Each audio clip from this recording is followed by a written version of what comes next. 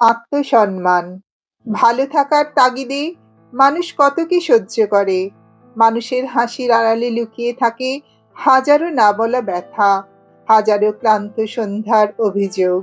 অপছন্দ মানুষের পাশে বসে সে অপছন্দের খাবার খায়, এমনকি অপছন্দের কথাও চুপচাপ গিলে নেয়, শুধু এই ভাবনায় ঝামেলা না বাড়িয়ে, শুধু সম্পর্কটাকে বাঁচিয়ে রাখার তাগিদ। বাইরের দুনিয়ায় সে হাসে, কথা বলে, কাজও করে, কিন্তু ভেতরে মানুষটা নিঃশব্দে কেঁদে কেঁদে ওঠে একটুখানি শান্তির খোঁজে।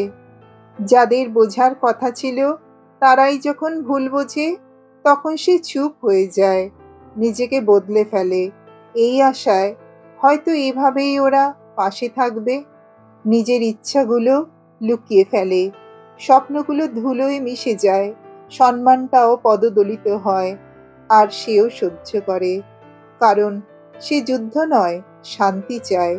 মানুষ চায় না কখনো একাকী থাকতে, কিন্তু মানিয়ে নিতে নিতে একদিন সে বুঝে যায় ভালো থাকার চেষ্টায় নিজেকেই হারিয়ে ফেলেছে সে।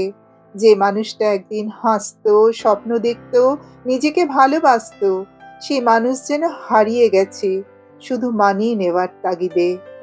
তাই বলি, ভালো থেকো, শান্তিতে থেকো, কিন্তু এমনভাবে নয় যাতে তোমার অস্তিত্বই মুছে যায়। নিজের জায়গা রেখো, নিজেকে চিনো, এবং নিজেকে পুরো হারানোর আগেই থেমে যাও। কারণ কোনো সম্পর্কই তোমার আত্মার চেয়ে বড় নয়।